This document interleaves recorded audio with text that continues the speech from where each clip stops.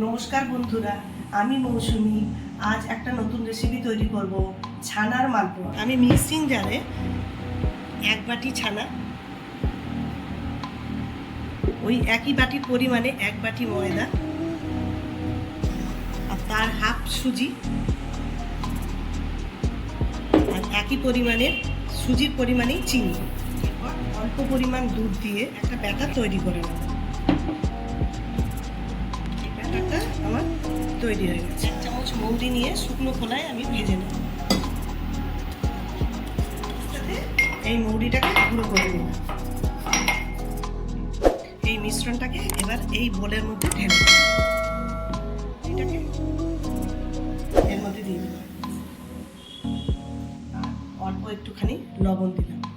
মিশ্রণটা যদি মনে হয় একটু মোটা আছে তাহলে আর একটুখানি দুধ দিয়ে দিতে পারেন বা জল। তৈরি হয়ে গেছে। সুজি আছে বলে এখন 30 মিনিট এটা রেস্টে রেখে দিলাম। আমি চিনি সিরাটা এবারে তৈরি করে নিচ্ছি। 1 বাটি চিনি, 1 বাটি জল, চিনির রসে একটা এলাচ ফাটিয়ে আমি দিয়ে দিলাম। এটা অনবরত নাড়াতে থাকবো যতক্ষণ না এই চিনির সিরাটার মধ্যে একটা আঠা আঠা ভাব আছে। চিনির সিরাটা আমার হয়ে গেছে, আমি এটাকে সরিয়ে রাখবো। একটা প্যান বসালাম, গরম হয়ে গেছে। এবার এর মধ্যে তেল দিয়ে দিলাম, সাদা তেল। বন্ধুরা, এরপর আমার এই ব্যাটারটা তৈরি হয়ে গেছে। এরপর এই চামচ দিয়ে আমি একটুখানি এটা নাড়িয়ে নিই। আর আমার তেল গরম হয়ে গেছে, আমি তেলের মিশ্রণ থেকে এক হাতা করে এই তেলের মধ্যে দিয়ে দিই।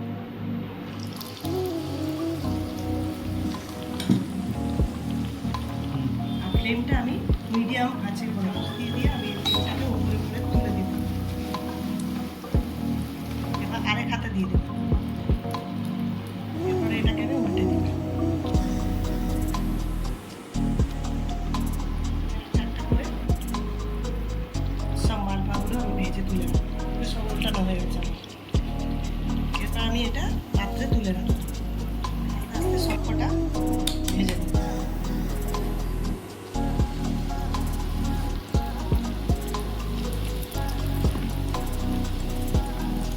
এই মালপোয়াটাকে আমি এই গরম চিনি সিরার মধ্যে, হালকা গরম আছে, দিয়ে দিলাম।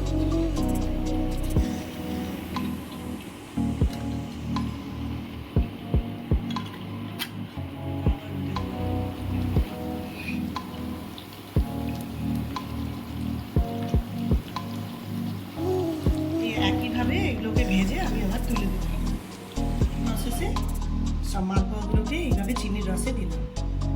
এই ছানার মালপোয়াটা তৈরি হয়ে গেল। আমি যেভাবে বানিয়েছি সেইভাবে বাড়িতে বানিয়ে আপনারা দেখবেন। ভালো লাগলে কমেন্টস করে জানাবেন।